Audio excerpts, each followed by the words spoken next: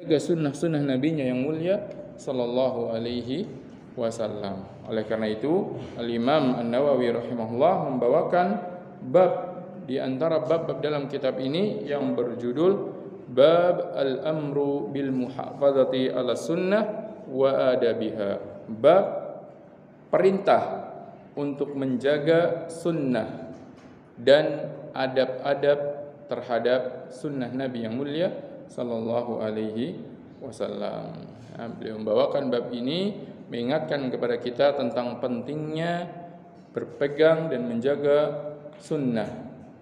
Bab al-amri bil muhafazah, perintah untuk menjaga sunnah dan adab-adab di dalam menjaga sunnah.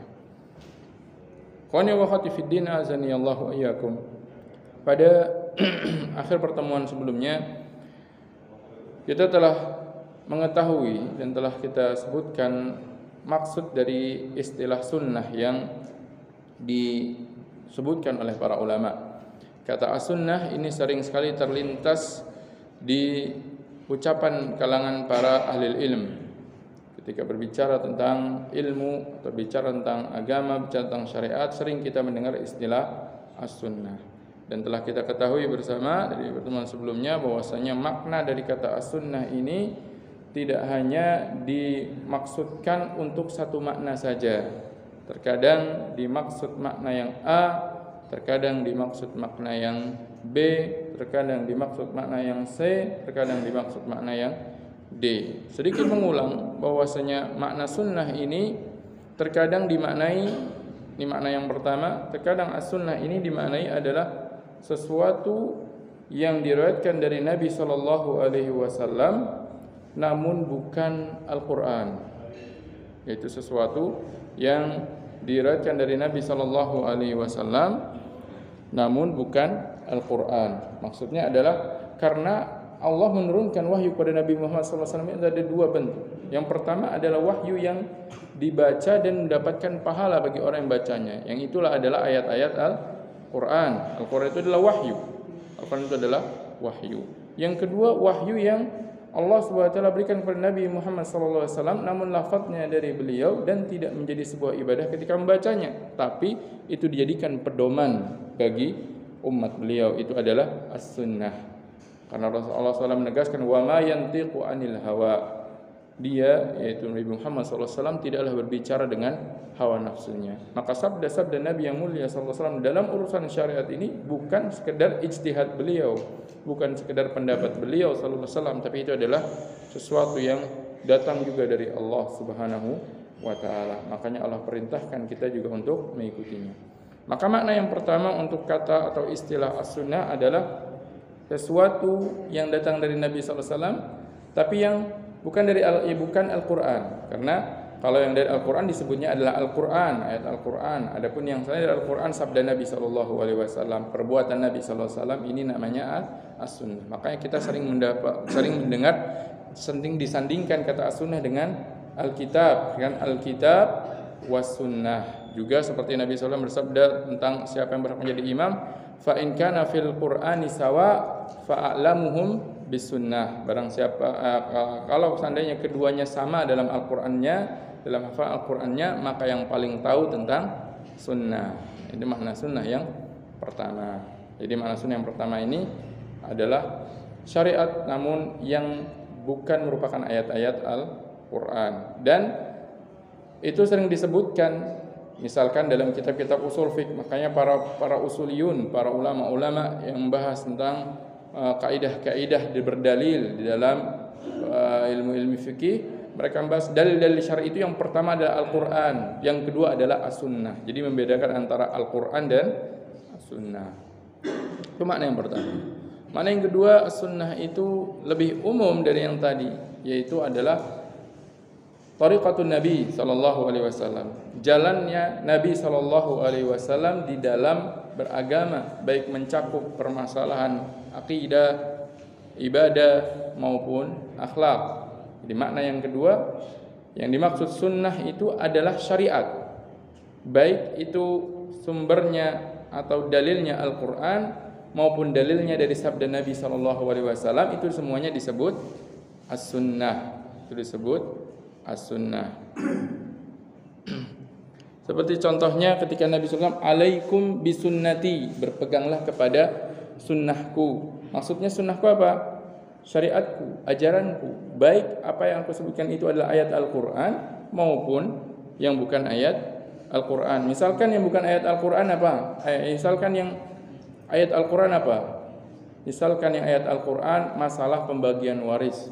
Secara mendetail yang menjelaskan pembagian waris itu adalah Allah SWT dalam Al-Quran. Adapun Rasulullah SAW tidak banyak menyebutkan dalam sabda-sabda beliau.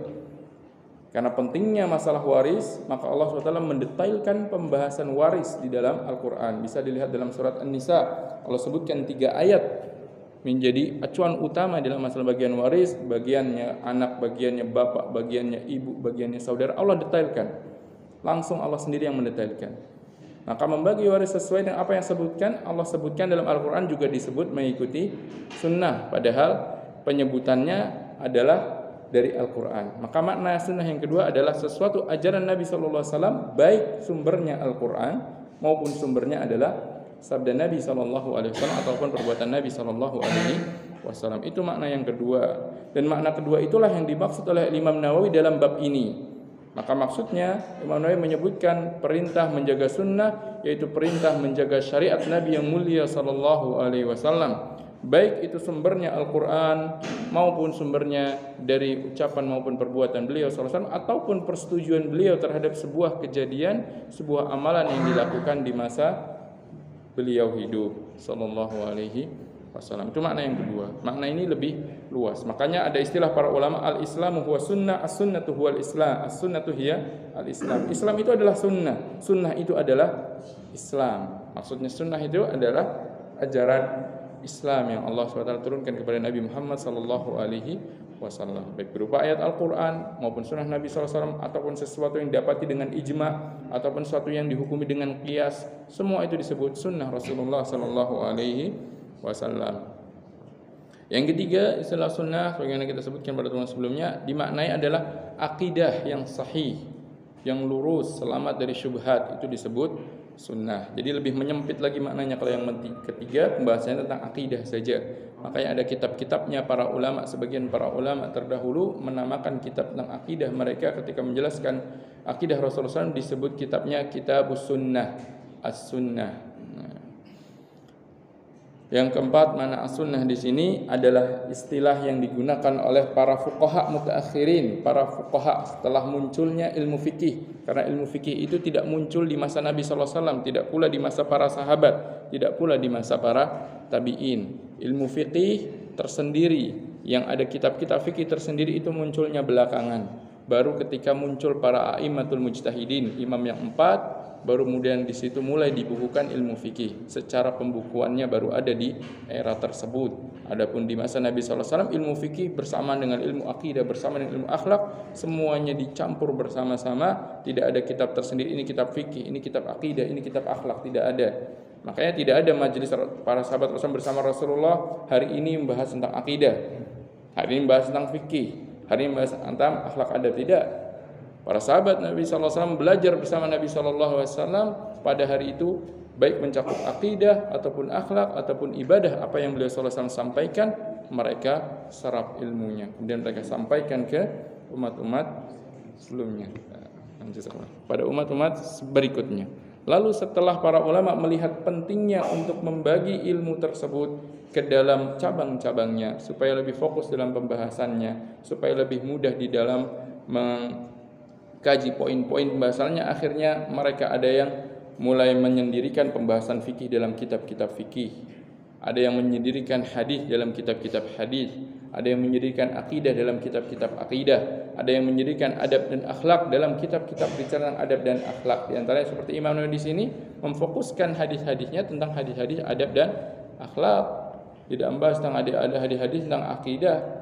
Nah, bukan berarti kurang apa yang disampaikan Imam Nawawi, tapi karena Imam Nawawi bertujuan kitab ini adalah menjadi pedoman di dalam berakhlak dan beradab dalam kehidupan sehari-hari. Maka makna sunnah yang ketiga tadi adalah lebih menyempit kepada makna akidah, Makna yang keempat, makna as-sunnah ini adalah makna sunnah yang munculnya belakangan, yang dimana artinya maksudnya adalah sesuatu yang apabila dilakukan maka itu lebih baik dan mendapatkan pahala, ketika tidak dilakukan atau ditinggalkan maka tidak dihukumi berdosa. Atau ada istilah lainnya adalah mandub atau mustahab. Dan istilah seperti itu biasanya disebutkannya dalam kitab-kitab para fuqaha, kitab-kitab fikih ketika membahas masalah amalan-amalan dalam ibadah. Contohnya di dalam sholat, maka amalan sholat, gerakan sholat, ada rukun, ada sunnah disebutnya. Sunnah itu maksudnya apa? Suatu amalan di dalam sholat yang apabila dilakukan maka itu lebih utama dan membuahkan pahala. Apabila ditinggalkan maka tidak berdosa dan sholatnya tetap sah. Contohnya apa? Contohnya adalah mengangkat kedua tangan ketika takbiratul ihram, ataupun ketika akan turun ke ruku, ataupun ketika bangkit dari ruku. Karena mengangkat kedua tangannya itu adalah sunnah. Adapun mengucapkan Allahu Akbarnya pada takbiratul ihram bukan sunnah, tapi hukumnya adalah rukun. Barang siapa salat tanpa mengucapkan Allahu Akbar di awal, tidak sah salatnya. Atau misalkan makmum masbuk, Allahu Akbarnya langsung ketika posisi ruku. Belum selesai Allahu Akbar, belum selesai mencapai huruf ra, sudah gerak ruku duluan.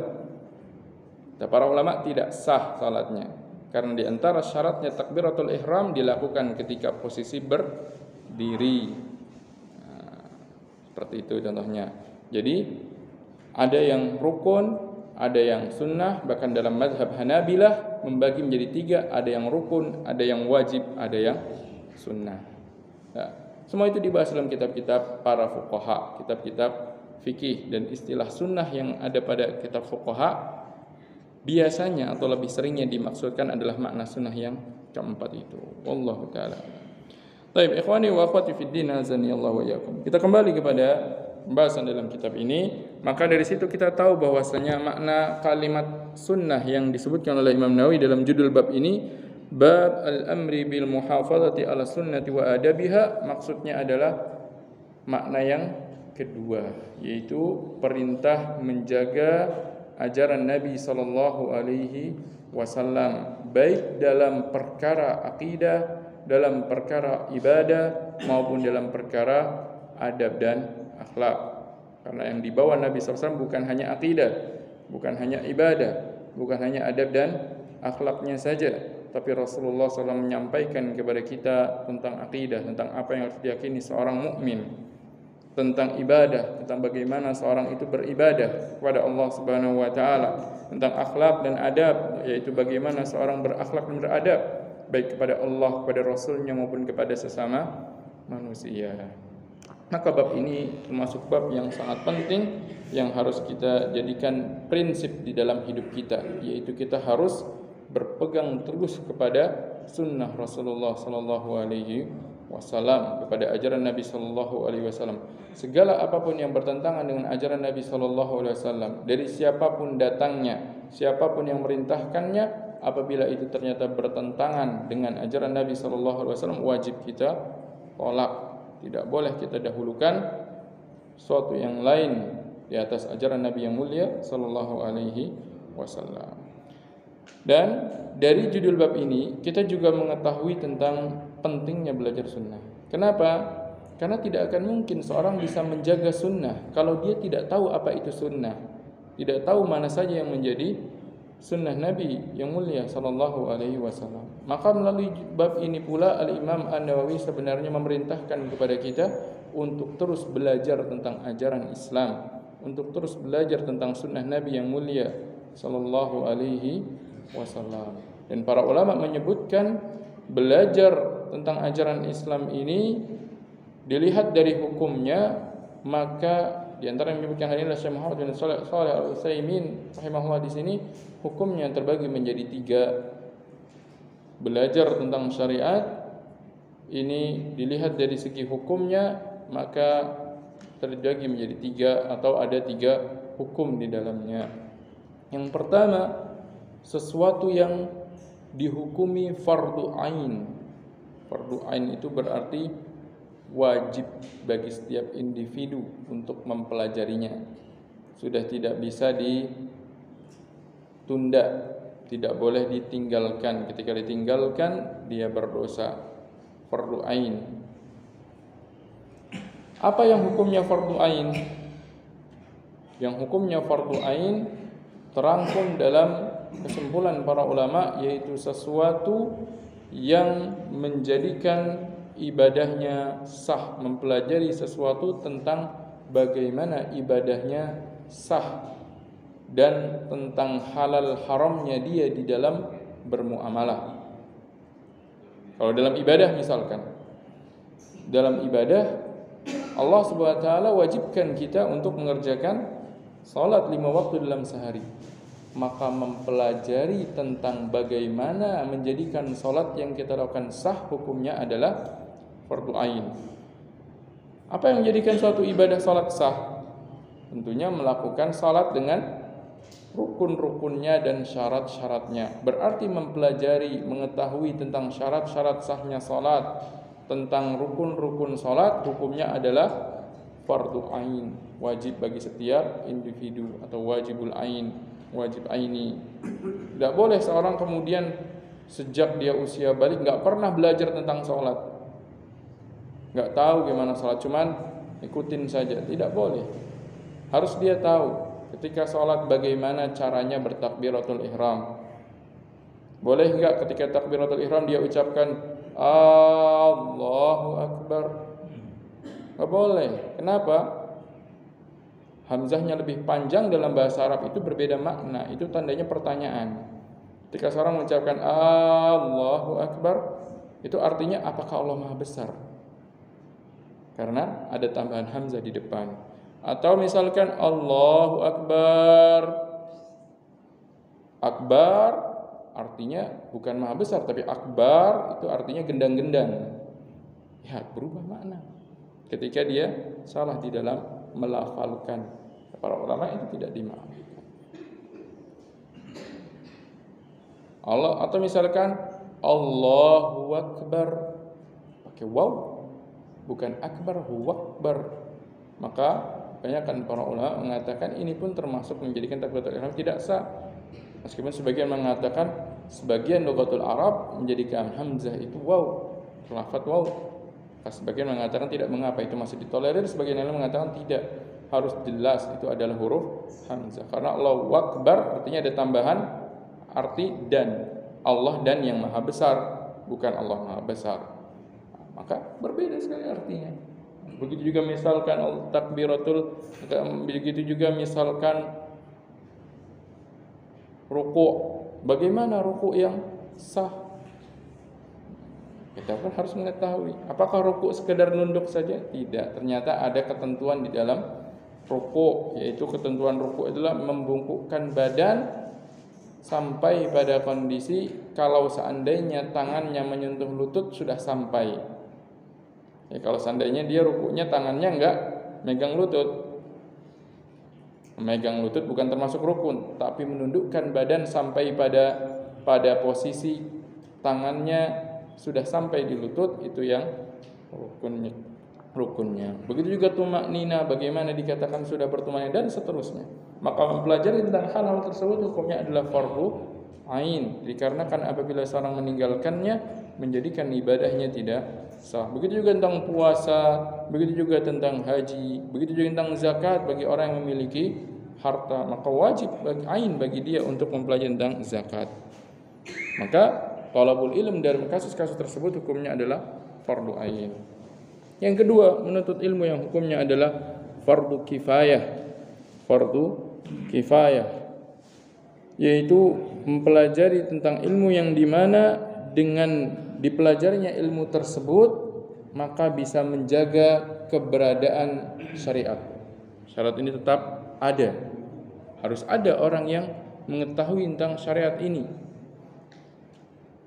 Kalau ternyata ada sebuah ilmu, misalkan tidak ada yang mau mempelajari ilmu tentang faraid, misalkan tentang warisan, tidak ada sama sekali dari kaum muslimin, maka semua kaum muslimin berdosa. Karena menjadikan tidak ada yang bisa membagi waris sesuai ketentuan Allah Subhanahu wa taala. Pada Allah Subhanahu wa taala menegaskan, tilka hududullah. Itu adalah batasan-batasan Allah. Maka harus ada yang mempelajarinya. Kalau sudah ada yang mempelajarinya, sudah ada yang menguasainya, maka bagi yang lain hukumnya sudah tidak wajib lagi. Ini namanya fardu kifayah. Kalau sudah dikerjakan oleh sebagian dari kaum muslimin, maka sudah gugur kewajiban bagi sebagian yang lainnya. Karena tidak semua orang harus menguasai tentang ilmu waris. Dia tidak tahu, tinggal datang saja ke orang yang sudah mengetahui dan bertanya, ini ada kerabat yang meninggalkan harta sekian, kerabat yang tinggalkan fulan, tolong dibagi warisnya. Sudah cukup bertanya, tidak perlu dia tunggu, saya mau kuliah dulu setahun belajar ilmu waris baru kita bagi warisan. Tidak juga, tidak harus. Setahun juga belum tentu paham. Karena ada permasalahan-permasalahan yang memang mendetail. Nah, itu adalah yang fardu kifayah. Yang ketiga, yang hukum pelajarinya sunnah.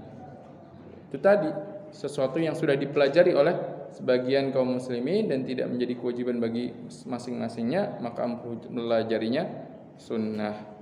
Seperti mempelajari ilmu hadis misalkan. Sudah ada ulama yang menguasai ilmu hadis. Oh, berarti bagi yang lain, bagi saya sulit untuk pelajari ilmu hadis. Menghafalnya saja sulit sekali. Menghafal 100 hadis saja lupa ingat. Wah, gimana menghafal 1000 hadis? Sudahlah, saya tidak belajar ilmu hadis. Tidak mengapa, asalkan sudah ada yang mempelajarinya, sudah ada yang menguasainya. Ini diantara ini adalah bentuk ilmu syariat yang dipelajari oleh kaum muslimin. Ada yang hukumnya fardu ain, ada yang hukumnya fardu kifayah, dan ada yang hukumnya sunnah. Dan semua itu apabila dipelajari, tujuannya tidak lain dan tidak bukan adalah untuk menjaga sunnah Nabi yang mulia sallallahu alaihi wasallam. Baik, ikhwani wa akhwati fid din, azani Allah wa iyyakum. Maka Al-Imam An-Nawawi rahimahullah membawakan beberapa firman Allah Subhanahu wa taala yang menegaskan tentang wajibnya menjaga dan mengikuti sunnah Rasulullah sallallahu alaihi wasallam. Di antaranya firman Allah Subhanahu wa taala dalam surat Al-Hasyr ayat yang ke-7, Allah Subhanahu wa taala berfirman, "Wa ma ataakumur rasulu fakhudhuhu wa ma nahakum anhu fantahu." Dan apa yang diberikan oleh Rasul kepada kalian, maka terimalah. Dan apa yang beliau larang, maka berhentilah dari mengerjakannya. Jelas ayat ini memerintahkan kepada kita, Allah SWT memerintahkan kepada kita segala sesuatu yang diberikan oleh Rasul sallallahu alaihi wasallam. Yang Rasulullah sallallahu alaihi wasallam berikan itu, ayat ini sebenarnya berbicaranya tentang rampasan perang. Rasulullah sallallahu alaihi wasallam membagi-bagi harta rampasan perang. Ketika itu Umar bin Khattab, beliau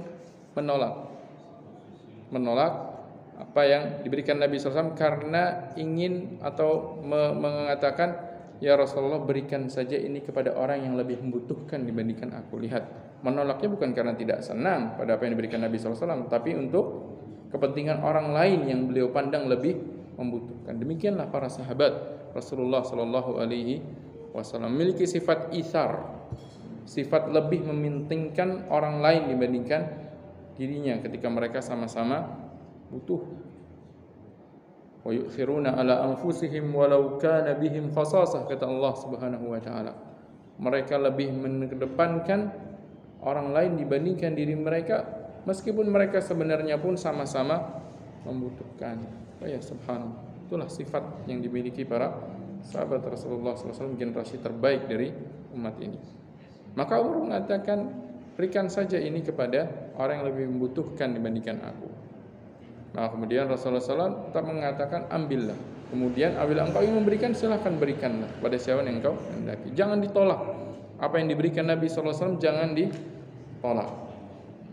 Ini menunjukkan bahwasanya apapun yang diberikan Nabi SAW, baik itu perkara materi maupun perkara agama yang diberikan Nabi SAW, yang diajarkan Nabi SAW, harus kita terima, harus kita ridha dan senang ketika mendapatkannya. beliau sallallahu alaihi wasallam memerintahkan kepada kita sesuatu, mensyariatkan kepada kita sesuatu, harus kita terima. Jangan kemudian kita tolak atau bahkan kita bantah dan kita ingkari. Yang seperti itu justru malah akan mendatangkan bala. Sebagaimana Allah Taala firman, "Falyahdharil ladzina yukhalifuna an amrihi an tusibahum fitnah aw yusibahum adzabun alim." Hendaknya hati-hati orang yang mereka menyelisihi perintah Rasul sallallahu alaihi wasallam, hati-hati kalau mereka akan ditimpa fitnah, ujian. Kata Imam Ahmad menafsirkan fitnah di situ adalah asyirk, akan ditimpa kesyirikan, au yusibahum azabun alim, atau mereka ditimpa azab yang pedih karena menyelisihi sunnah Nabi sallallahu alaihi wasallam. Syariat Nabi sallallahu alaihi wasallam akan menyebabkan seorang berada dalam kesesatan dan semakin menjerumuskan dia hingga datangnya azab Allah Subhanahu wa taala baik di dunia maupun di akhirat. Seperti contohnya Allah Subhanahu wa taala dan Rasulnya mengharamkan riba, dan mereka beralasan riba ini menguntungkan kok, sama-sama ridho, tidak mengapa antara yang meminjamkan dan yang memberikan pinjaman. Sudah tidak apa-apa, yang penting berasaskan ridho, karena segala sesuatu dalam muamalah asasnya ridho. Tidak demikian. Ketika Allah SWT dan Rasulnya telah menegaskan haramnya suatu perkara, Allah SWT firmankan, wa ahallallahu al-bai'a wa harrama riba. Allah halalkan jual beli dan Allah haramkan riba, maka berarti tidak ada kebaikan pada riba tersebut, apapun alasannya. Maka tidak ada alasan untuk menolaknya. Tentunya pembahasan riba butuh bab tersendiri mana yang termasuk riba, karena riba itu bukan hanya dalam urusan pinjam meminjam. Riba bukan hanya dalam urusan pinjam meminjam. Orang tukeran korma aja bisa riba. Mana orang tukeran korma riba? Dapat sebungkus korma, dapat sebungkus korma. Si A dapat sebungkus korma, si B dapat sebungkus korma. Pengen tukeran, tapi ternyata beratnya nggak sama. Meskipun jenis kurmanya beda. Riba. Tukeran beras, sama-sama dapat beras, zakat misalkan. Sudah dibawa pulang, kemudian saya pengen beras yang itu dong. Oh, saya yang itu, ya udah enggak tukeran. Ternyata enggak sama, riba. Itu riba. Riba apa namanya? Riba fadl. Atau tukeran uang, nuker uang. Saya punya uang 100.000, saya butuh 10-an ribu. Kamu punya 10.000 enggak? Punya puluhan ribu enggak? Ada nih. Oh, ternyata dihitung cuman 9. Ada 90 doang. 10.000-nya di rumah. Ayo udah enggak apa-apa. Sini 90.000 dulu, nih 100.000. Nanti kalau ketemu lagi 10.000-nya ya, jangan lupa. Riba. Kenapa? Karena di dalam tukar menukar komoditas ribawi, yaitu bahan makanan pokok yang ditimbang dan juga suatu alat yang bisa menjadi pembayaran dalam transaksi, apabila sesuatu yang sejenis harus memenuhi dua syarat, mislan bimislin, serupa, semisal, dan ya dan biadin, tunai, kontan. Kalau tidak memenuhi dua syarat tersebut, maka itu dihukumi riba. Itu riba dalam jual beli, bukan riba dalam pinjam meminjam. Kalau pinjam meminjam lain lagi. Pinjam 100.000 dipulangkan 110.000, disyaratkan nanti bayarnya 110.000. Enggak usah 110.000, 100.000. 100 dan 1.000. Ribunya itu adalah riba. Lihat bagaimana kita harus mempelajari sunnah Nabi SAW agar kita terhindar dari perkara-perkara yang diharamkan. Ya, tukar-menukar uang itu bahaya tuh. Kalau biasanya dekat-dekat Lebaran ada orang jual uang pecahan, dijualnya tidak sama jumlahnya itu. Dia pecahan jumlahnya 200.000, dijualnya 210.000. Maka itu termasuk riba, dikiaskan kepada emas dan perak. Nah, emas dan perak ketika tukar menukarnya juga tidak boleh berbeda. Baik, intinya Allah SWT perintahkan kepada kita, wa ma atakumur rasulu fakhudhuhu wa ma nahakum anhu fantahu. Dan apa yang diberikan oleh Rasul maka ambillah, dan apa yang dilarang maka berhentilah dari melakukannya. Ayat yang berikutnya yang dibawakan oleh Imam Nawawi, Allah SWT firman dalam surat An-Najm ayat yang ketiga dan keempat, wa ma yantiqu anil hawa in huwa illa wahyu yuha, dan dia tidaklah berbicara dengan hawa nafsu, yaitu Nabi Muhammad SAW tidaklah berbicara dengan hawa nafsu. In huwa illa wahyu yuha, yang beliau sampaikan itu tidak lain dan tidak bukan adalah wahyu Allah yang diwahyukan. Ini menunjukkan bahwasanya apa yang diajarkan Nabi SAW, apa yang diucapkan Nabi SAW itu adalah wahyu dari Allah Subhanahu wa taala.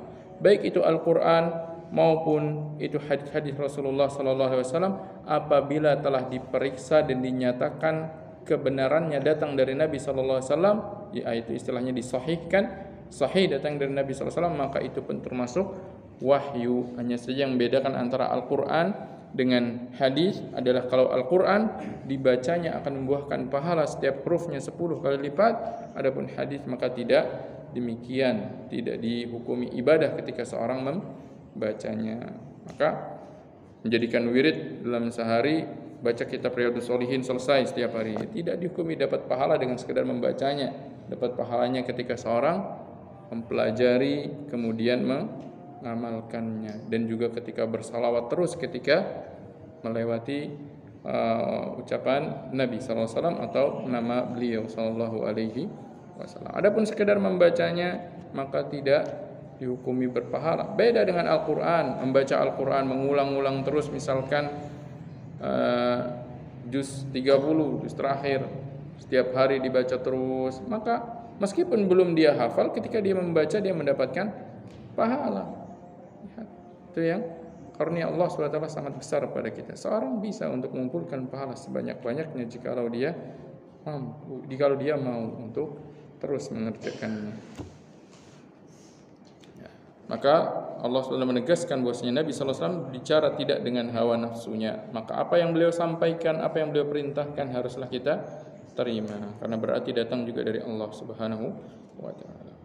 Ayat yang ketiga yang dibawakan oleh Imam Nawawi rahimahullah di sini dalam surat Ali Imran ayat yang ke-31, Allah Subhanahu wa taala firman, "Qul in kuntum tuhibbunallaha fattabi'uni yuhibbukumullah wa yaghfir lakum dzunubakum." Katakanlah, jikalau kalian memang mencintai Allah, maka ikutilah aku.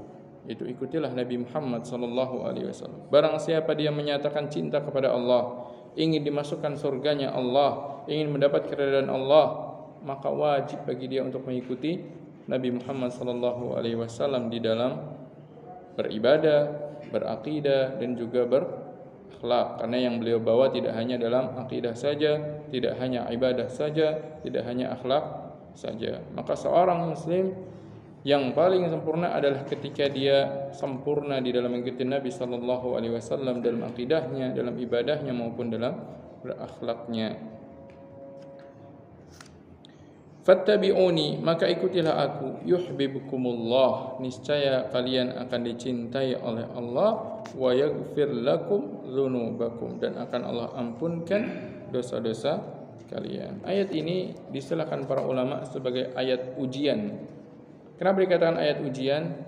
Itu seorang diuji. Kalau memang kamu menyatakan cinta kepada Allah, berarti yang kamu lakukan haruslah mengikuti Rasulullah Sallallahu Alaihi Wasallam. Makanya tadi kita sebutkan bahwasanya ini haruslah menjadi prinsip dalam setiap pribadi seorang muslim, yaitu sunnah Nabi Sallallahu Alaihi Wasallam haruslah berada di depan dibandingkan sesuatu yang lain. Apabila telah datang sunnah dari Nabi Sallallahu Alaihi Wasallam, telah jelas sebuah sunnah dari Rasulullah SAW, maka tidak ada kata untuk menolaknya atau tidak ada alasan untuk tidak mengikutinya.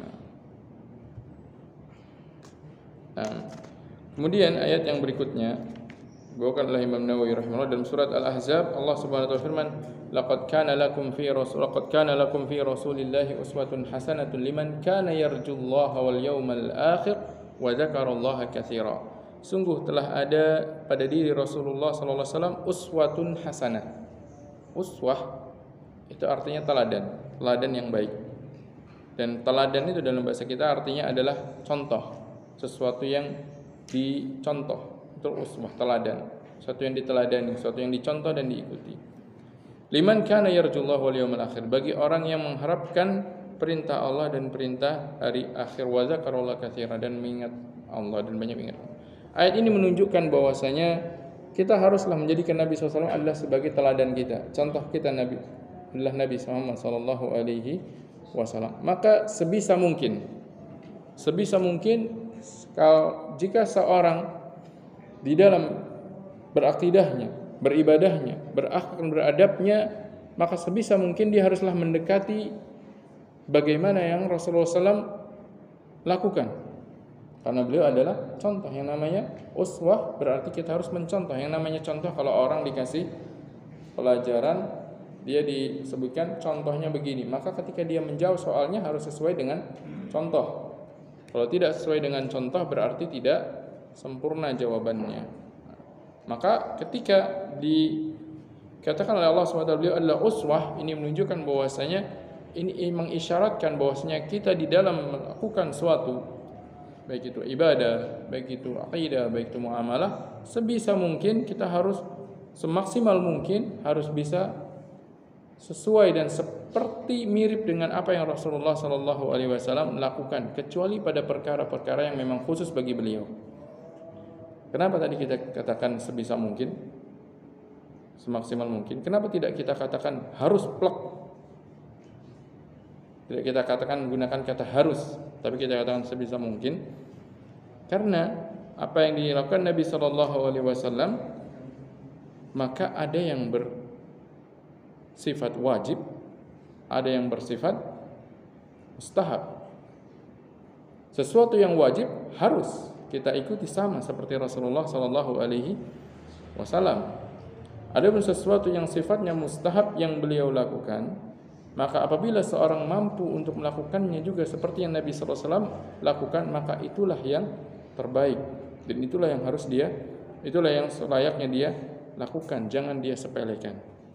Contoh. Materi tadi seperti itu ya. Kaidahnya seperti itu. Contoh, Rasulullah SAW bersabda, "Shallu kama ra'aitumuni usalli." Ini perintah. Salatlah sebagaimana kalian melihat aku salat. Ketika kita telaah dan kita pelajari salatnya Rasulullah SAW, dari mulai beliau mengerjakan taharahnya hingga kemudian beliau selesai salam dan berzikir setelah salamnya, kita dapati banyak amalan-amalan di situ. Mulai kita dari salatnya dulu saja.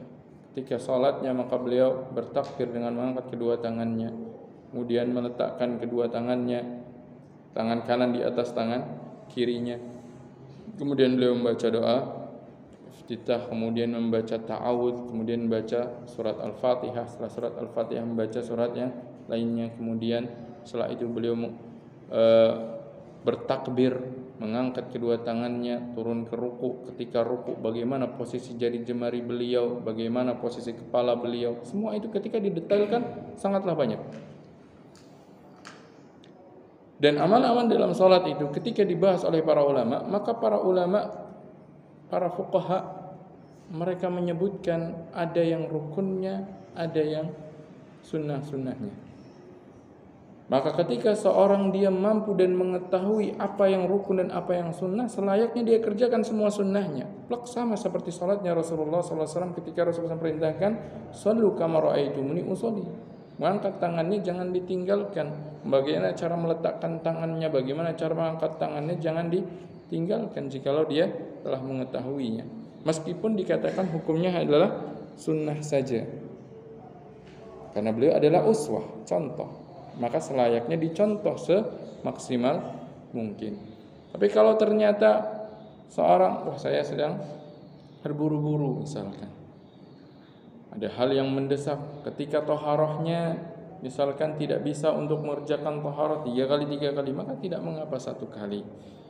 Maka ini hal yang mengerjakan mencukupkan dengan sesuatu yang minimal menjadikan ibadahnya sah saja. Tapi ketika dikatakan apakah sesuai, apakah sama dengan yang dilakukan Nabi SAW, ada kalanya mungkin tidak sama, tapi sudah memenuhi kriteria sahnya. Intinya bahwasanya ayat ini mengisyaratkan kepada kita semaksimal mungkin, sebisa mungkin kita berusaha mendekati apa yang dilakukan Nabi SAW di dalam beribadahnya, supaya ibadah yang kita lakukan semakin sempurna. Maka Rasulullah pernah bersabda dalam sebuah hadis yang pernah kita lewati juga, saddidu wa qaribu, berusahalah yang terbaik. Jikalau tidak bisa sempurna, faqaribu, maka dekatilah kepada kesempurnaan. Jangan menyepelekan, sudahlah saya mencukupkan yang wajib-wajibnya saja. Sudah salat yang penting takbiratul ihram, baca surat Al-Fatihah, yang penting tumakninah, yang penting rukuk sujud. Tidak. Berusaha terus untuk sesempurna mungkin. Sekecil apapun sunnah yang dilakukan Nabi sallallahu alaihi wasallam, kerjakan. Misalkan di antara sunnah yang kecilnya apa? Ketika sujud, maka beliau anjurkan seorang menjauhkan antara sikunya antara tangannya dengan sisi badannya, meninggikan atau menjauhkan antara sisi badannya. Hendaknya dia menjauhkan antara sisi badannya, yaitu membuka, tidak mengapit seperti ini jika dia memungkinkan untuk mengerjakannya. Kemudian dilarang untuk menyenderkan lengannya ke lantai, dia angkat, jadi hanya telapak tangannya saja yang menyentuh. Ini termasuk sunnah. Meskipun termasuk sunnah, namun tentunya seorang tidak sepantasnya kemudian menyepelekan di dalam hal tersebut. Sunnah yang maksud ini adalah sunnah mustahab. Atau misalkan ketika bagaimana arah jari jemari sujudnya, maka telah diriwayatkan bagaimana Rasulullah mengarahkan jari jemarinya, bagaimana posisi jari jemarinya, maka dikerjakan juga sebagaimana Rasulullah SAW mengerjakannya. Semua itu demi mengamalkan firman Allah Subhanahu wa taala ini, yaitu laqad kana lakum fi Rasulillahi uswatun hasanah. Sungguh telah ada pada diri Rasulullah SAW adalah sebuah contoh teladan yang baik. Dicontoh semaksimal mungkin, semirip-mirip mungkin, supaya semakin sempurna. Makanya Rasul pernah mengabarkan seorang salat itu ada yang dapatnya 1/10-nya, ada yang 1/9-nya, ada yang mendapatkan 1/8-nya, ada yang mendapatkan setengahnya. Karena masing-masing berbeda dalam pertama hatinya, keikhlasannya. Kemudian yang kedua berbeda di dalam mengerjakan sunnah-sunnahnya. Semakin sempurna, semakin ikhlas, maka itulah yang semakin sempurna di dalam pahalanya. Semoga Allah SWT memberikan kepada kita ilmu yang bermanfaat dan amal soleh yang menjadikan kita semaksimal mungkin, sesempurna mungkin untuk bisa mendekati apa yang dicontohkan Nabi yang mulia sallallahu alaihi wasallam. Ayat berikutnya yang dibawakan oleh Imam Nawawi di sini dalam surat An-Nisa, Allah Subhanahu wa taala firman, "Fala wa rabbika la yu'minun hatta yuhakkimuka fima shajara bainahum thumma la yajidu fi anfusihim harajan mimma qadaita wa yusallimu taslima." Demi Rabbmu, tidaklah mereka beriman sampai mereka menjadikanmu sebagai hakim di dalam perkara yang mereka berselisih di dalamnya. Kemudian mereka tidak dapati rasa berat di dalam diri mereka untuk mengerjakannya, dan mereka tunduk dengan setunduk-tunduknya. Ayat ini menjelaskan bahwasanya sebagai seorang mukmin, sebagai seorang mukminah, apabila kita sedang dalam sebuah perkara yang kita berselisih di dalamnya, atau bahkan sesuatu yang kita tidak tahu tentangnya, kemudian kita telah mendapatkan apa yang hak dari Nabi sallallahu alaihi wasallam, maka hendaknya kita tunduk dan taat terhadap apa yang telah sabit datangnya dari Nabi sallallahu alaihi wasallam, dan menerimanya dengan senang, tidak dengan berat.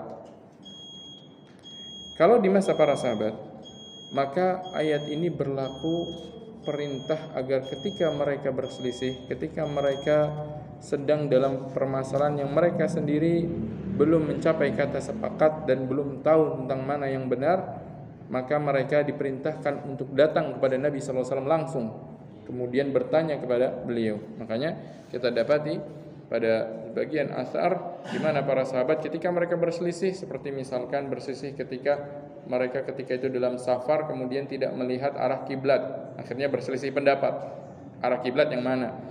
Begitu juga kisahnya Umar dan Ammar ketika junub enggak mendapati air, yang satu enggak sholat, yang satu guling-guling di pasir.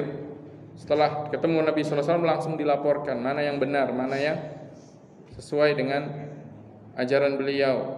dilaporkan. Begitu juga kisah antara Umar dengan seorang sahabat yang lain ketika berselisih pendapat masalah Al-Quran. Yang dibaca sahabat yang lain kok beda dengan yang dibaca oleh Umar. Dilaporkan, bawa kepada Nabi SAW, dilaporkan, mana ini, kenapa seperti ini. Itu adalah menjadikan Nabi SAW sebagai seorang hakim di antara mereka, penentu, pemutus perkara. Kalau sudah diputuskan oleh hakim yang namanya hakim, sudah, perkara selesai. Berarti sudah tidak ada kerancuan lagi. Itu di masa Nabi SAW masih hidup. Para sahabat diperintahkan untuk datang kepada Nabi SAW langsung. Tidak boleh mereka biarkan terus-menerus berada dalam perselisihan atau berada dalam ketidaktahuan. Allah SWT firman, "Fala wa rabbika la yu'minun." Tidak beriman mereka hatta yuhaqqimuka fi ma syajara bainahum, sampai mereka menjadikanmu sebagai hakim. Tidak terus-terusan mereka berselisih. Bahkan dalam urusan perkara dunia, rebutan air dalam mengairi sawah masalah. Dalam masalah permasalahan mereka, aliran air sawahnya, ada dua sahabat yang mereka bersengketa dalam urusan tersebut.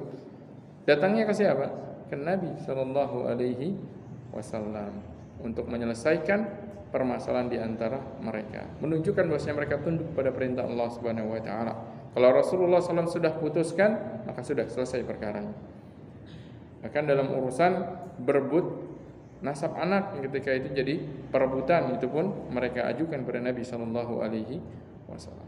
Setelah Rasulullah SAW meninggal, gimana caranya? Kan tidak mungkin juga kita datang kepada Nabi SAW kemudian bertanya. Beliau SAW sudah meninggal dan beliau tidak bisa mengabarkan kepada kita tentang bagaimana beliau putuskan. Maka setelah beliau Nabi SAW meninggal, caranya adalah dengan menjadikan apa yang diriwayatkan dari Nabi SAW sabit dan sahih datang dari Nabi SAW sebagai sebuah hakimnya, sebagai pemutus perkara. Maka kata para ulama, apabila telah datang sebuah nas, maka akan selesai khilaf. Kalau sedang datang nas itu adalah sebuah pernyataan secara tertulis tekstual dari Nabi SAW yang jelas, yang sharih, sudah tidak bisa ditakwil lagi, maka sudah selesai perbedaan pendapat. Maka semua itu harus dikembalikan kepada Allah dan Rasulnya, itu kepada Al-Quran dan kepada Sunnah Rasulullah SAW. Sebagian Allah SWT firmankan, "Fa in tanaza'tum fi syai'in farudduhu ila Allahi war Rasul in kuntum tu'minuna billahi wal yaumil akhir. Dzalika khairu wa ahsanu ta'wila." Maka ayat ini menegaskan wajibnya kita menjadikan Nabi SAW sebagai hakam, sebagai pemutus permasalahan apabila kita berselisih di dalam permasalahan tersebut. Ayat yang berikutnya, Allah Subhanahu wa taala firman, "May yuti'ir rasula faqad ata Allah." Barang siapa taat kepada Rasul, maka sesungguhnya dia taat kepada Allah. Ini pun menegaskan bahwasanya barang siapa mengikuti sunnah Rasulullah SAW, maka sesungguhnya dia itu menjalankan perintah Allah Subhanahu wa ta'ala. Bahkan kita diancam untuk menyelisihi atau menyimpang dari ajaran atau sunnah Rasulullah SAW, sebagaimana Allah SWT firmankan dalam ayat yang berikutnya yang dibawakan oleh Imam Nawawi, "Falyahdharil ladzina yukhalifuna an amrihi an tusibahum fitnatun aw yusibahum adzabun alim." Hendaknya waspada orang-orang yang menyelisihi perintahnya, yaitu perintah Rasul. Waspada, hati-hati kalau mereka ditimpa fitnah atau mereka ditimpa azab yang pedih. Waliyadzubillah. Semoga Allah SWT menjaga kita dan berikan taufik kepada kita untuk menjadi orang-orang yang terus mengikuti sunnah Nabi SAW dan berada di atas sunnah Nabi SAW. Dan semoga Allah Ta'ala mengampunkan kita atas kesalahan kita, baik yang kita ketahui maupun yang tidak kita ketahui. Ikhwani wa akhwati fid din, azani Allah wa iyyakum. Mungkin sampai di sini dulu pembahasan kita di dalam mengkaji Riyadhus Shalihin ini, dan insyaallah akan kita lanjutkan lagi pada pertemuan berikutnya terkait dengan hadis-hadis yang disampaikan oleh Imam Nawawi dalam bab perintah menjaga sunnah Nabi sallallahu alaihi wasallam. Wassallallahu nabiyana Muhammadin wa alihi wasallam. Silakan kalau ada yang ingin ditanyakan. Silakan Pak. Ini sunnah Nabi dalam bersafar Ustaz.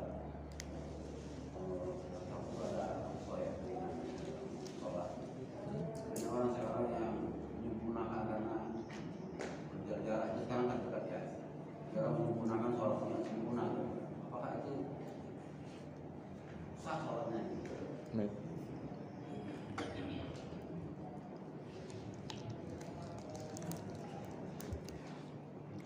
Terkait dengan salat, mengqashar salat saat safar, telah sabit datangnya dari Nabi SAW dan juga jelas dalam firman Allah Subhanahu wa taala, "Wa laisa 'alaikum junahun an taqsuru minas salati in khiftum an yaftinakum alladziina kafaru." Tidak ada rasa berat terhadap kalian untuk melakukan mengqashar salat kalian jikalau kalian fi safar, jikalau kalian khawatir. Kemudian juga sabit datangnya dari Nabi sallallahu alaihi wasallam bahwasanya Rasulullah SAW mengqashar salat di dalam safar, yaitu salat-salat yang rubaiyah, salat-salat yang 4 beliau qashar dilakukan menjadi 2 rakaat.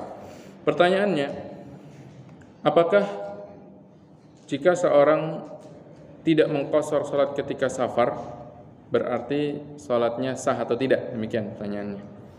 Atau dalam artian, dalam selain, apakah dia dikatakan menyelisihi sunnah Rasulullah SAW atau tidak?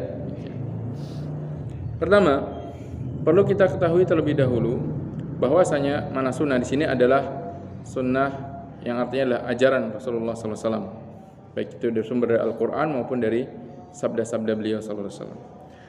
Pertama, perlu kita ketahui bahwasanya sunnah Nabi SAW dengan makna yang ini maka terbagi menjadi dua. Yang pertama adalah yang dihukumi oleh para ulama hukumnya wajib. Sunnah Nabi SAW yang dihukumi wajib. Contohnya apa? Contohnya adalah salat 5 waktu, puasa Ramadan. Semua itu adalah sunnah Nabi SAW, ajaran Nabi SAW, dan sepakat para ulama bahwasanya salat 5 waktu itu hukumnya wajib, puasa Ramadan itu hukumnya wajib. Atau masalah zakat misalkan, tentang wajibnya zakat, mengeluarkan zakat, tentang hewan apa yang dikenakan zakat dan seterusnya. Itu adalah sunnah Nabi SAW yang hukumnya adalah wajib. Atau misalkan membaca Al-Fatihah di dalam salat itu hukumnya wajib. Itulah sunnah Nabi SAW yang hukumnya adalah wajib. Maka yang pertama ini sunnah Nabi SAW yang hukumnya wajib, maka apabila seorang menyelisihinya, artinya menyelisihi tidak mengerjakannya, atau bahkan dia berpaling ke sesuatu amalan yang lain, misalkan Rasulullah SAW memerintahkannya la salata liman lam yaqra bi fatihatil kitab, tidak ada salat bagi orang yang tidak membaca Fatihatul Kitab, surat Al-Fatihah. Ternyata saya lebih suka membaca surat Ad-Duha. Saya membaca surat Ad-Duha aja lah, saya lebih senang surat Ad-Duha atau Al-Ikhlas. Saya lebih ikhlas kalau baca surat Al-Ikhlas dibandingkan baca surat Al-Fatihah. Orang ini menyelisih sunnah Nabi SAW yang hukumnya adalah wajib. Maka orang ini berdosa dan salatnya tidak sah. Dia menyelisih sunnah Nabi SAW yang hukumnya adalah wajib. Yang kedua, sunnah Nabi SAW yang hukumnya adalah sunnah. Sunnah maksud sini adalah mustahab. Yang hukumnya adalah mustahab, yaitu apabila dilakukan maka dia dapat pahala. Jikalau tidak dilakukan pun dia tidak berdosa dan tidak dikatakan menyelisihi ajaran Nabi SAW. Contohnya apa? Rasulullah SAW terus merutinkan salat rawatib di rumah. Rasulullah SAW salat rawatibnya di mana? Di rumah.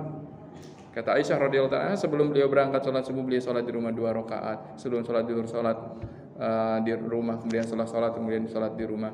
Lebih seringnya Rasulullah SAW salatnya di rumah. Hanya sebagian saja beliau salat di masjid. Makanya Rasul pernah bersabda, afdalu salatur rajuli fi baitihi illa al-maktubat. Sebaik-baik salat seorang laki-laki itu di rumah kecuali salat wajib. Sunnah Rasulullah apa? Salat sunnah rawatib. Itu pertama, itu salatnya. Kemudian di mana dikerjakannya?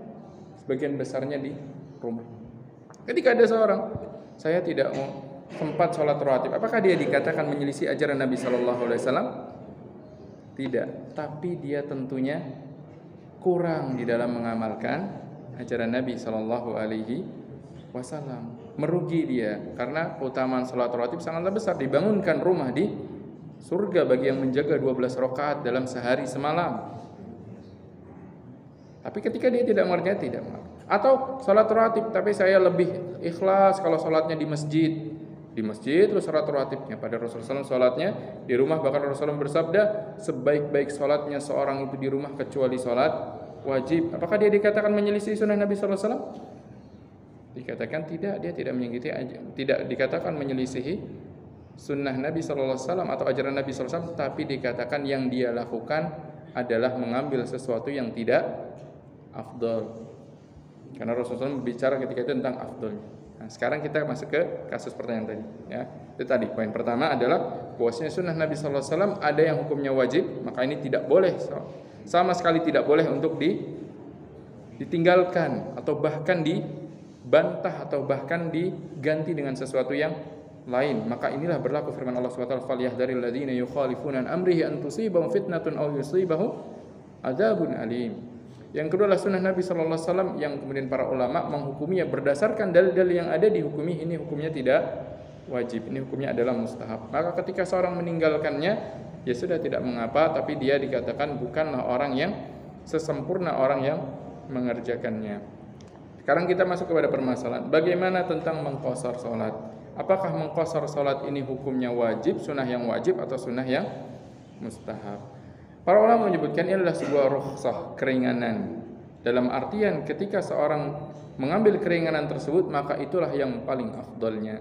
Karena Allah SWT senang apabila seorang hamba menerima keringanan yang Allah berikan. Tapi kemudian kalau seorang tidak, saya ingin sholat sempurna saja, saya sanggup, ada waktunya, maka kita katakan tidak mengapa, karena memang hukum asalnya sholat itu adalah sempurna. Hanya saja Rasulullah SAW mencontohkan dan menganjurkan seorang untuk sholat diqashar saja. Makanya Allah SWT sebutkan, la junaha alaikum wa laisa alaikum junahun an taqsuru minas shalah. Tidak ada dosa bagi kalian kalau kalian mengqashar salat. Jadi dulunya awalnya ayat itu turun adalah ketika para sahabat merasa ketika safar kenapa diqashar. Setelah merasa aman, in khiftum ayaftinakumul ladzina kafaru, Allah sebutkan syarat kalau kalian khawatir difitnah oleh orang kafir, yaitu diserang oleh orang kafir, nggak apa-apa kalau kalian qashar. Sekarang sudah aman, apakah berarti ada dosa kalau kami mengqashar? Kebalikan ayat tersebut, mafhum mukhalafahnya demikian. Namun kemudian para ulama mengatakan tidak demikian. Ketetapan hukum qashar tetap berjalan sebagai rukhsah, sebagai keringanan bagi umat Nabi Muhammad SAW yang mulia ini, sehingga barang siapa dia mengqashar salatnya, maka itu lebih afdal, karena Rasulullah SAW senantiasa mengqashar salat di dalam safarnya dan beliau tidak mengerjakan sempurna mungkin. Itu jawabannya, maka tidak mengapa. Kemudian poin ketiga, tambahan sebelum kita akhir jawaban ini, perbuatan Nabi SAW mengqashar salat, maka itu adalah sunnah fi'liyah, sunnah yang diambil dari perbuatan, bukan dari qauliyah, bukan dari ucapan. Maka para ulama di dalam menghukumi sebuah sunnah qauliyah, sebuah yang diriwayatkan Nabi SAW berupa perbuatan, apakah perbuatan Nabi SAW bisa dibawa kepada hukum wajib, atau harus datang dalil yang lain terlebih dahulu untuk menghukumnya sebagai sebuah sesuatu yang wajib? Itu termasuk permasalahan yang disebutkan para ulama, dan para ulama mengatakan bahwasanya perbuatan Nabi SAW secara zatnya tidak bisa dihukumi langsung wajib, kecuali datang dalil lain seperti sunnah qauliyah, perintah, baru itu dihukumi wajib. Atau datang hal lain yang sifatnya mendukung dan memberikan indikasi bahwasanya itu adalah hukumnya wajib, baru dihukumi wajib. Contoh dalam hal ini, sebuah permasalahan yang dijadikan perbedaan pendapat di kalangan para ulama karena hal tersebut adalah sesuatu yang Nabi SAW sering merutinkannya tapi tidak memerintahkan.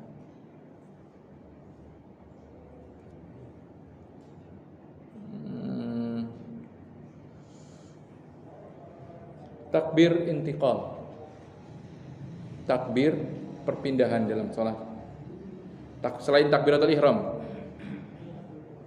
Beda ya. Bisa membedakan takbiratul ihram dengan takbir intiqal. Takbiratul ihram itu yang pertama kali, Allahu Akbar, itu rukun, tidak ada rukun lagi. Selain dari yang pertama, maka para ulama berselisih pendapat tentang hukumnya. Sebagian mengatakan hukumnya sunnah seperti dalam mazhab Imam Syafi'i. Takbir-takbir lain hukumnya sunnah. Jadi kalau orang dari diri mau ruku nggak Allahu Akbar langsung aja ruku, sah tidak salatnya? Sah, karena dia hanya meninggalkan sesuatu yang sunnah dalam salat. Kalau dalam mazhab Imam Ahmad, tidak, takbir intiqal hukumnya wajib. Kalau seorang meninggalkannya dengan sengaja dan tahu hukumnya wajib, tidak sah salatnya. Atau dia mengerjakannya di luar waktunya. Seperti contoh di luar waktunya, kalau tidak mengerjakan jelas dari diri langsung ruku saja, padahal dia tahu dalam mazhabnya dia yang dia pilih hukumnya wajib, maka tidak sah salatnya dalam mazhab Imam Ahmad. Atau misalkan dia kerjakan ruku dulu, ketika ruku baru Allahu Akbar, bukan ketika bergerak, maka dalam mazhab Imam Ahmad tidak sah salatnya. Kenapa? Karena berarti dia sengaja meninggalkan takbiratul intiqal yang di dalam mazhab Imam Ahmad hukumnya adalah wajib. Adapun dalam mazhab Imam Syafi'i hukumnya adalah sunnah. Kenapa para ulama kok berselisih pendapat? Bukannya Rasulullah SAW takbir? Iya, Rasulullah SAW bertakbir. Tapi Rasulullah SAW ketika itu apa? Tidak ada dalil lain yang menunjukkan bahwasanya Rasulullah SAW tidak memerintahkannya kepada orang yang sedang diajarkan tata cara sholat yang benar. Karena ketika itu Rasulullah hanya perintahkan summarka, kemudian rukuklah, bukan kemudian takbirlah lalu rukuk. Bagaimana para ulama melihat menggabungkan dalil-dalil yang ada, melihat bahwasanya oh ini berarti orang yang sedang diajari tata cara sholat yang sah tidak diajari tentang takbir perpindahan. Berarti takbir perpindahan tidak akan mempengaruhi sahnya sholat itu dalam segi pendalilannya dalam mazhab Imam Syafi'i. Adapun dalam mazhab Imam Ahmad tidak demikian. Rasulullah terus merutinkan takbir ketika berpindah, menunjukkan hukumnya adalah wajib. Apa yang terus beliau rutinkan hukumnya adalah wajib. Jadi dari situ kita ketahui bahwasanya terkadang para ulama pun berbeda pendapat dalam menghukumi sebuah sunnah Nabi Shallallahu Alaihi Wasallam. Apakah hukumnya wajib? Apakah hukumnya adalah mustahab? Dilihat dari dalil-dalil yang mereka jadikan hujahnya. Dalam kasus rukhsah, dalam kasus mengqasar salat, maka mengqasar salat hukumnya adalah afdaliyah. Itu adalah afdaliyah, sehingga kalaupun seorang dia menyempurnakan salatnya di dalam safar 4 rakaat, maka tetap sah salatnya, wallahu taala alam. Dan dia tidak dikatakan kemudian menyelisihi ajaran Nabi sallallahu alaihi wasallam. Hanya saja dia meninggalkan yang afdal dari sunnah Nabi sallallahu alaihi wasallam. Wallahu taala. Baik. Silakan pertanyaannya. Silakan. Ini berkaitan dengan pelaksanaan Idul Fitri dan Idul Adha yang di Indonesia ini terus-menerus terjadi perbedaan waktu. Jadi yang ingin saya tegaskan khususnya terkait dengan Idul Adha ini, kalau kita mau puasa Ramadan, apakah kita yang benar? Apakah kita mengikuti waktu pada saat jamaah haji sedang masuk Arafah dan melakukan puasa Ramadan, atau mengikuti sesuai dengan waktu yang ditentukan pemerintah di sini? Yang pertama. Yang kedua, pelaksanaan Idul Fitri juga, Idul Adha, apakah sebaiknya situasi atau keadaan pelaksanaan ibadah haji yang menjadi acuan untuk kita? Karena kan Idul Adha ini kan berkaitan dengan pelaksanaan ibadah haji. Atau kita tetap ikuti yang pemerintah gitu. Baik. Pertanyaannya terkait dengan puasa Arafah dan pelaksanaan salat Idul Adha ataupun penyembelihan juga mungkin berarti. Apakah kita mengikuti ketentuan dari pemerintah atau dalam artian mengikuti ru'yahnya di negeri kita, atau kita mengikuti amaliyahnya para jamaah haji? Pertanyaan demikian.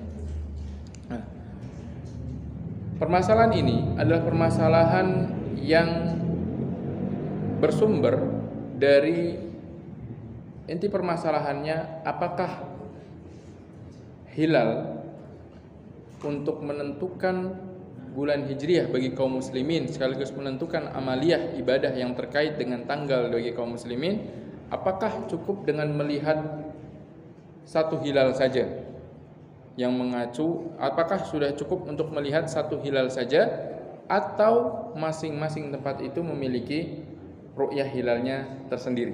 Sebenarnya berakal dari permasalahan itu. berakar dari permasalahan tersebut. Maka terjadi perbedaan pendapat di kalangan para ulama dalam permasalahan tersebut. Sebagian pendapat ru'yah hanya satu saja. Jadi kalau dari sekian banyak kaum muslimin, semua kaum muslimin di dunia ini sudah ada yang melihat hilal, maka sudah masuk bulan Hijriah. Disitulah seharusnya mereka menentukan ibadah yang terkait dengan tanggal sesuai dengan hilal yang terlihat. Kalau di Saudi duluan, maka puasa Arafahnya berarti di tanggal 9 mereka lihat. Kalau dilihat di Indonesia duluan, berarti di Saudi harusnya mengikuti ru'yah hilal di Indonesia. Jadi mana yang duluan? Akar permasalahan pertama adalah hilalnya satu atau tidak. Karena di Saudi pun mengikutinya adalah ru'yatul hilal. Gitu. Jadi kalau pendapat pertama, siapa yang duluan melihat, semuanya ngikut. Misalkan di Indonesia sudah terlihat duluan, di Saudi belum kelihatan duluan, tapi di sana mengikuti tanggal 9 Dzulhijjah, lihatan di sana salah. Itu pendapat yang pertama. Karena melihatnya kepada hilal di dunia ini hanya cukup satu saja yang melihat, yaitu satu tempat terlihat, dihukumi semuanya sama hukumnya. Pendapat yang kedua, tidak. Masing-masing memiliki matlaknya tersendiri. Masing-masing memiliki hilal yang terlihat sendiri, ru'yahnya sendiri. Kalau di sana terlihat, di sini belum terlihat, maka kita belum masuk pada hukum ibadahnya. Nah, maka di situ berdasarkan pendapat yang kedua, masing-masing sesuai dengan kapan terlihat hilal di tempatnya tersendiri, yang satu matlak di situ. Nah, pendapat yang kedua ini, dua-duanya adalah pendapat yang dikemukakan oleh para ulama. Pendapat yang kedua ini pendapat yang dipegang kebanyakan para ulama lebih di masa sekarang, sehingga masing-masing memiliki ru'yah hilalnya tersendiri.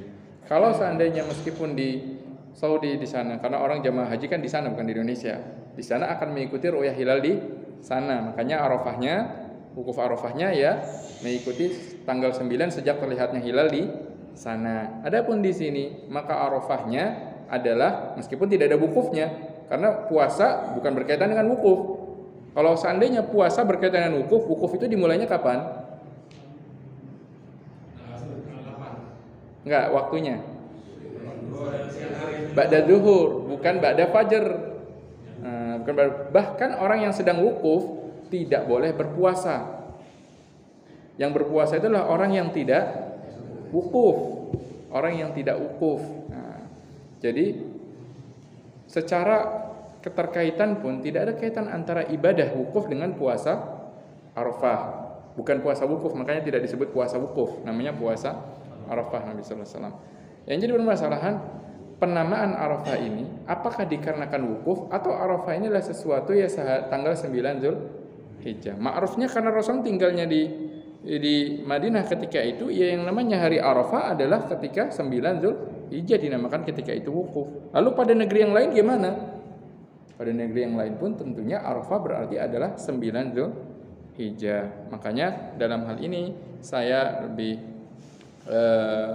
cenderung dan lebih memilih apa yang dirajihkan juga bagian para ulama, di antara Syekh Muhammad bin Shalih Al-Utsaimin juga merajihkan bahwasanya masing-masing negara itu memiliki matlaknya tersendiri. Sehingga kalau di sini belum terlihat hilalnya, maka berarti kita mengikuti kapan terlihat hilalnya di sini, tanggal 9 sejak terlihat hilalnya. Begitu juga Idul Adhanya. Sebagaimana dalil kedua, dalilnya qiyas, yaitu dikiaskan kepada apa? Dikiaskan kepada sholat. Dikiaskan kepada sholat. Kalau seandainya sholatnya saja kita subuh sudah masuk waktu subuh, ini belum bangun nih orang di Saudi, 4 jam selisihnya. Baru jam berapa? Baru jam 2-an. Baru jam 2-an. Belum bangun, belum sholat subuh. Kita udah selesai sholat subuh, udah kajian lagi. Maka berbeda, masing-masing berbeda, memiliki amarah ibadah, alamah, tanda-tanda penentuan ibadah yang berbeda di negerinya masing-masing. Maka dalam hal ini saya lebih cenderung dan lebih memilih mengikuti pendapat para ulama yang mengatakan masing-masing negara memiliki matlaknya tersendiri, sehingga puasa Arafah kita, Idul Adha kita, memotong hewan kurbannya kita sesuai dengan hilal yang terlihat di negeri kita. Wallahu taala a'lam. Demikian. Hilal itu ada ketentuannya sederajat, 2 derajat, berapa derajat itu dalam hadis jelaskan. Apakah seperti itu? Kalau dalam hadis tidak ada derajat-derajat, tapi itu dilihat ijtihad dari kemampuan orang. Dalam artian wallahu taala alam, saya tidak terlalu tahu mendetailnya, tapi tentunya di dalam menentukan derajat-derajat tersebut ada alasannya kenapa ditentukan derajat. Karena dari sudut pandang kemampuan pandangan manusia pun berbeda. Dalam artian ketika itu kan munculnya derajat-derajat baru mulai terlihat ketika sudah ada alat-alat modern. Kalau dulu kan melihat itu langsung dengan mata. Dan kemampuan mata tentunya akan berbeda dengan kemampuan ketika menggunakan alat. Daya jangkau lihat ketika menggunakan alat akan semakin jauh dan semakin lebih detail lagi, semakin lebih jelas. Maka bisa jadi ketika dengan mata tidak terlihat, dengan alat terlihat, maka perlu disesuaikan antara alat tersebut sesuai dengan kemampuan mata manusia, mata telanjang. Maka mungkin disitulah, atas dasar itulah kemudian ditentukan derajat-derajatnya. Maka tentunya semua ini dikembalikan kepada ahli ilmunya, karena Allah perintahkan kepada kita fas'alu ahla dzikri in kuntum la ta'lamun, dan tentunya mereka telah berijtihad, tentunya mereka telah berupaya untuk berusaha bagaimana menyesuaikan kemampuan cara pandang mata tanpa alat dengan menggunakan alat. Terlebih sekarang ini banyak hal-hal yang mengganggu pandangan, banyak cahaya-cahaya, beda dengan zaman dulu. Hilal itu sangat mudah sekali terlihat karena tidak banyak cahaya di malam harinya. Kalau sekarang sudah lampu pesawat kelihatan dikira hilal kan repot juga. Kayak sekarang tentunya ketika para ahlinya, dalam ahli di sini ahli ru'yah di situ, karena ahli ru'yah tidak harus ahli ijtihad dalam masalah ahkam juga, yang penting mereka ahli ru'yah disebut. Mereka telah mengatakan demikian, maka karena kita tidak memiliki kemampuan atau keilmuan dalam bidangnya mereka, maka kita bertanya kepada mereka dan mereka sampaikan apa yang telah mereka simpulkan dari hasil upaya ijtihadnya mereka. Maka kita telah menjalankan perintah Allah Subhanahu wa taala, fas'alu ahla dzikri in kuntum la ta'lamun. Maka demikian, wallahu taala a'lam. Tapi kalau saya sendiri, saya tidak tahu mendetail tentang masalah derajat-derajat. Baik, mungkin kita cukupkan terlebih dahulu sampai di sini. Semoga apa yang kita kaji ini, duduknya kita di tempat yang mulia ini, membuahkan ilmu yang bermanfaat, amal yang saleh, dan berikan kita keistiqomahan terus di dalam mengikuti sunnah Nabi yang mulia sallallahu alaihi wasallam, dan mempelajari serta memperbanyak mengetahui sunnah Nabi yang mulia sallallahu alaihi wasallam. Kita tutup dengan doa kafaratul majlis. Subhanakallah bihamdik, nasyhadu an la ilaha illa anta, nastaghfiruka wa natubu ilaik. Wassalamualaikum warahmatullahi wabarakatuh.